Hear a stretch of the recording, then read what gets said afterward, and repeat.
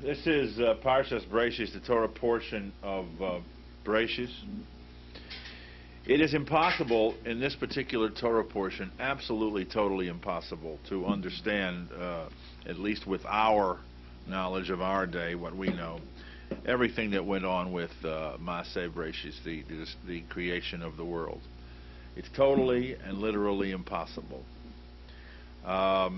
We don't know when these things occurred. We don't know the time that they occurred. And when there are two different opinions, the first question is, how could it be both opinions be right? Either the world was created one way or the world was created another way. You can't have it both ways. How long did the 6 days of creation take? Were they really 6 days of creation, or were they more than that? First of all, what does it constitute a day? You know, the world was created in 6 days.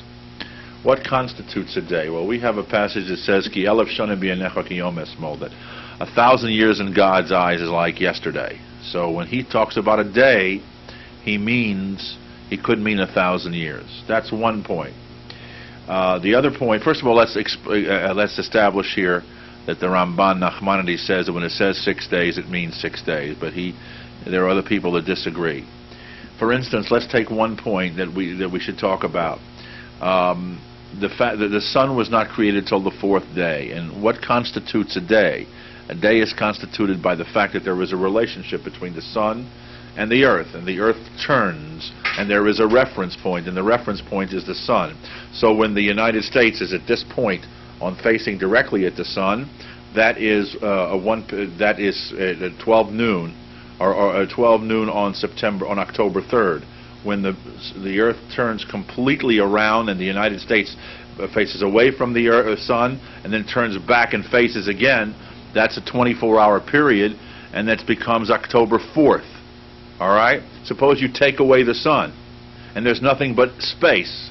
So where's your reference point? There is no reference point because there's a void.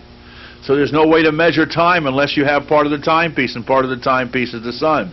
So for the first 3 and some odd days, there was no reference point. Since there was no reference point, there was no way to determine what was a 24-hour period. So a day could have been 1,000,000 years, a trillion years, whatever it was. So to say that the 6 days of creation were 6 24-hour days is to say like the Ramban, but it is not to say like everybody else. So first of all, the 6 days of creation could have taken far longer than 6 days. And when we say that the age of the earth is X millions of years, that could have taken place during those 6 days. Secondly, we have no way of why do we assume for any particular reason that we are the first earth that God created? We are told in the Talmud, Shakadosh Baruch Hu boneh olamos u'machrivam, that He creates worlds and He destroys them. And what we are finding, and these relics of creatures could have been from previous earths. We really don't have a particular answer for that. However, what we do know is that the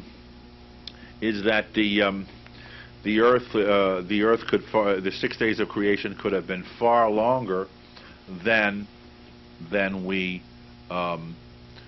think. Now, if you look in than 6 days, if you look in the Chronicles, the Divrei Hayamim, the Chronicles, which is a quick history of what happened throughout biblical literature, you will find that even though in the Torah it mentions Cain and Abel, Cain and Hevel, as the sons of Adam Harishon, of Adam, they are not mentioned in Chronicles.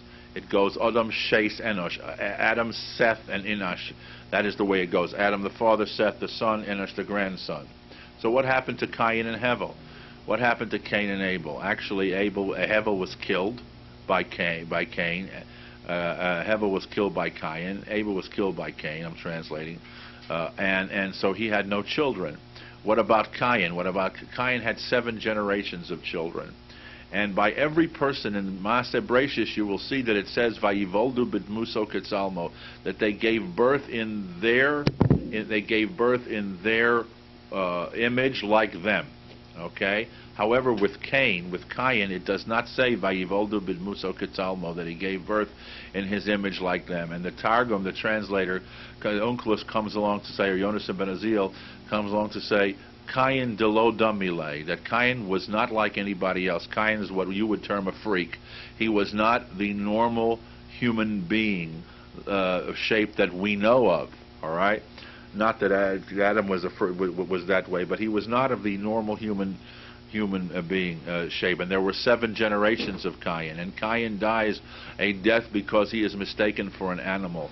7 generations of people could be millions of people or hundreds of thousands of people, and these different stages of different kinds of men that they're finding, Neanderthal men and various other stages, could have been the generations of Cain. We don't know. This is speculation, but it's a fascinating thing. My father, may he rest in peace, was a man who loved to delve into this, and I leave much of that to his memory. He was, and to him, because it was, he loved to go into it. But it is mind-boggling, and you can only go so far with it. First of all, let us understand that the translation, in the beginning God created the heaven and the earth, is not correct according to Rashi. Rashi says that it doesn't mean in the beginning, Braysheet bar Elokim et hashamayim et haaretz, does not mean in the beginning God created the heaven and the earth. It means, he says, Braysheet b'riat shamayim haaretz. With the beginning of the creation of the earth, with the beginning of the creation of the earth, the earth was void and empty.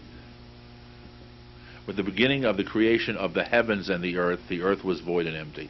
What is the difference between saying in the beginning God created the heaven and the earth, or to say instead with the beginning of the creations of the heaven and the earth? Rashi tells us specifically that it's a big, big difference. And he says that the difference is that this is not meant to be in any chronology at all. Do not mistake this for chronology. He said, if it would have said in the beginning, what was the first thing in the beginning? The creation of the heaven and the earth. But that is not what it says here. Kipshuto, kach pershu. All right. If you want to explain the basic meaning of Braysheet bar Elokim, it's kach pershu. Braysheet briat shamayim va'aretz. In the beginning of the creation of the heaven and the earth. Okay. V'lo bo ha'mikra l'horetz seder abriya. Lo masha'elo kadmu. All right, because it's not trying to tell you that this is the way things were. First this created, and then this was created, and then this was created. It is not a list of chronology of how things were created. It doesn't mean to say that. There is no necessary chronological order except for the particular days that we are discussing. Otherwise,